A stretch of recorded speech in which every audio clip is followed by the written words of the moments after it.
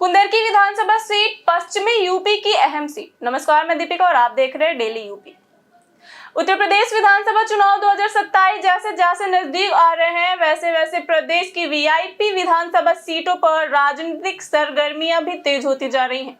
कौन मारेगा बाजी के आज के इस एपिसोड में हम बात करेंगे मुरादाबाद जिले की कुंदरकी विधानसभा सीट की, जिसे पश्चिमी उत्तर प्रदेश की सबसे अहम और राजनीतिक रूप से संवेदनशील सीटों में गिना जाता है। कुंदरकी विधानसभा सीट लंबे समय से समाजवादी पार्टी का मजबूत गढ़ मानी जाती रही है। हालांकि 2024 के उपचुनाव में यहां बड़ा राजनीतिक उलटफेर देखने को मिला और भारतीय जनता पार्टी ने पहली बार इस सीट पर ऐतिहासिक जीत दर्ज की।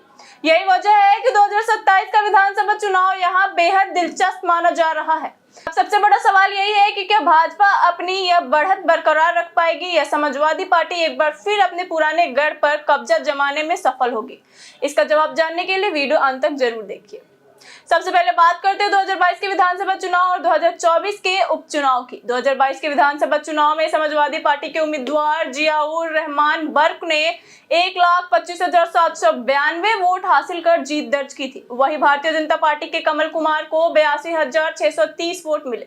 बहुजन समाज पार्टी के मोहम्मद रिजवान को 42,742 वोट मिले, जबकि एआईएमआईएम के हाफिज वारिस को 14,251 वोट प्राप्त हुए। इस तरह समाजवादी पार्टी ने यह सीट अपने कब्जे में बरकरार रखी। इसके बाद जियाउर रहमान बर्क ने सांसद चुने जाने के कारण यह सीट खाली हो गई और 2024 में उपचुनाव कराया गया। इस बार भारतीय जनता पार्टी ने रामवार सिंह को उम्मीदवार बनाया, जिन्होंने 1,70,371 वोट हासिल कर जीत दर्ज की। वही समाजवादी पार्टी ने मोहम्मद रिजवान को मैदान में उतारा, जिन्हें 25,580 वोट मिले। एआईएमआईएम के मोहम्मद वारिस को 8,111 वोट प्राप्त हुए। इस तरह भाजपा ने करीब 1,44,791 वोटों के भारी अंतर से समाजवादी पार्टी से यह सीट अपने नाम कर ली।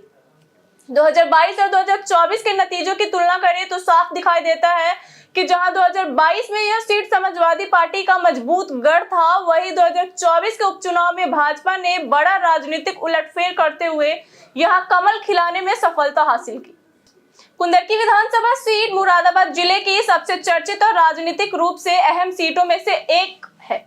यह पश्चिमी उत्तर प्रदेश की उन सीटों में शामिल है जहां सामाजिक और धार्मिक समीकरण चुनावी नतीजों में बड़ी भूमिका निभाते हैं। मुस्लिम बहुल आबादी होने के कारण इस सीट पर हर चुनाव में सभी प्रमुख दल अपनी पूरी ताकत झोंकते हैं।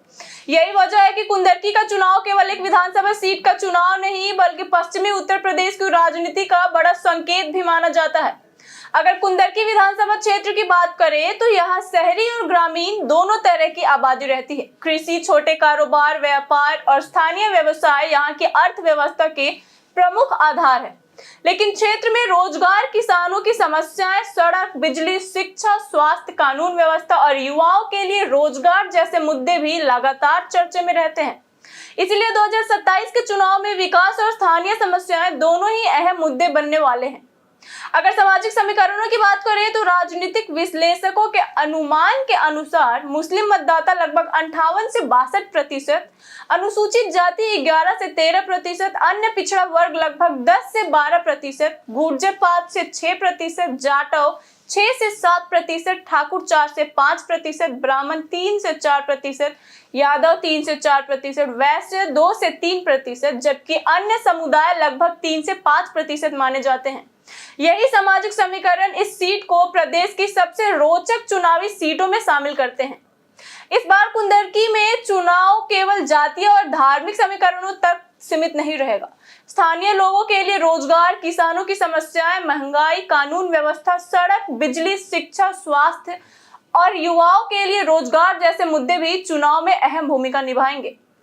अगर राजनीतिक रणनीति की बात करें तो भारतीय जनता पार्टी 2024 के उपचुनाव में मिली ऐतिहासिक जीत डबल इंजन सरकार के विकास कार्यों, कानून व्यवस्था और सरकारी योजनाओं को चुनावी अभियान का मुख्य आधार बना सकती है। वही समाजवादी पार्टी अपने पारंपरिक वोट बैंक, स्थानीय मुद्दों, किसानों, बेरोजगारी और सामाजिक समीकरणों के सहारे इस सीट पर दोबारा कब्जा करने की कोशिश करेगी।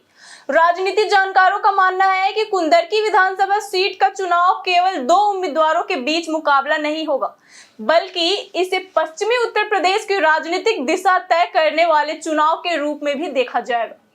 अब सबसे बड़ा सवाल यही है कि क्या भाजपा 2024 के उपचुनाव वाली ऐतिहासिक जीत को 2027 के विधानसभा चुनाव में भी दोहरा पाएगी? क्या समाजवादी पार्टी अपने पुराने गढ़ में एक बार फिर वापसी करेगी, या फिर कुंदरकी में कोई नया राजनीतिक समीकरण चुनाव का परिणाम बदल देगा?